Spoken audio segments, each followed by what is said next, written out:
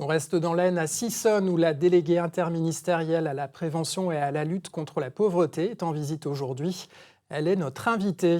Bonjour Anne Rubinstein, vous évoquez la question de l'éducation Bonjour. aujourd'hui. Vous-même avez enseigné en école primaire en Seine-Saint-Denis pendant 14 ans avant d'intégrer les cabinets.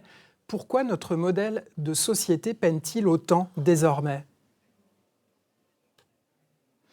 Alors, ce modèle éducatif, à la fois, il obtient des résultats.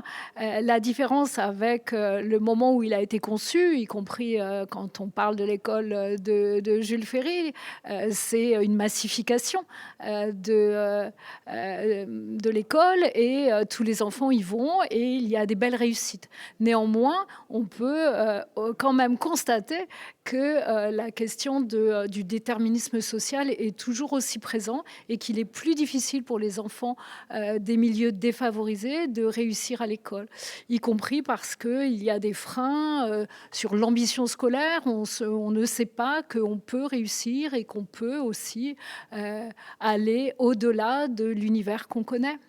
Et comment peut-on s'affranchir justement de ce fameux déterminisme social ?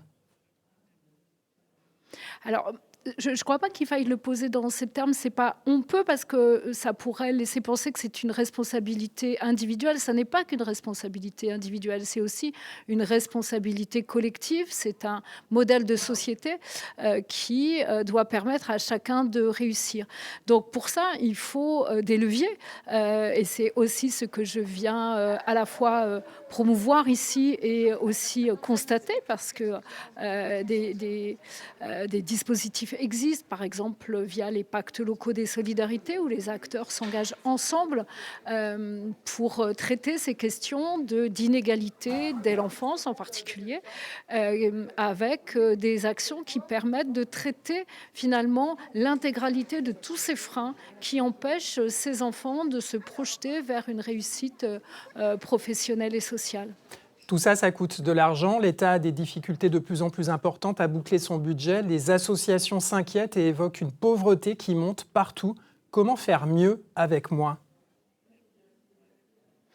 Alors, je ne sais pas si c'est avec moi. D'abord, en ce qui concerne strictement, en plus du droit commun, ce qui concerne la prévention et la lutte contre la pauvreté, les budgets ont été préservés. Tout ce qui concerne le pacte des solidarités a été préservé dans les budgets. Donc, il faut quand même le dire quand c'est le cas. Et après, faire mieux avec moins. Déjà, il faut faire mieux. Aujourd'hui, on reste dans un système social extrêmement protecteur. Le monde entier nous envie notre modèle social redistributif, il faut le préserver.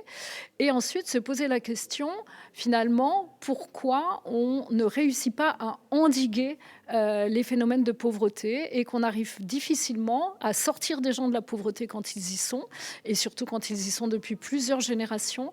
Et puis, comment on évite à un certain nombre de personnes de basculer dans la pauvreté. Et moi, je dirais qu'il y a une piste. D'abord, c'est de ne plus raisonner dans les silos dans nos silos d'intervention. C'est-à-dire qu'il y a les politiques de l'État, les politiques des collectivités, il y a ce que font les associations. Bref, il y a un nombre d'acteurs extrêmement conséquent qui n'a pas forcément toujours l'habitude de travailler ensemble, de dégager ensemble un diagnostic, de se fixer en commun des objectifs et puis de se situer chacun pour résoudre le problème dans le cadre de ses compétences et de ce qu'il peut mutualiser avec les autres. Il faut donc être plus efficace. Merci à vous, Anne Rubinstein, pour ce témoignage absolument plus en direct efficace de Sissonne. Merci à vous.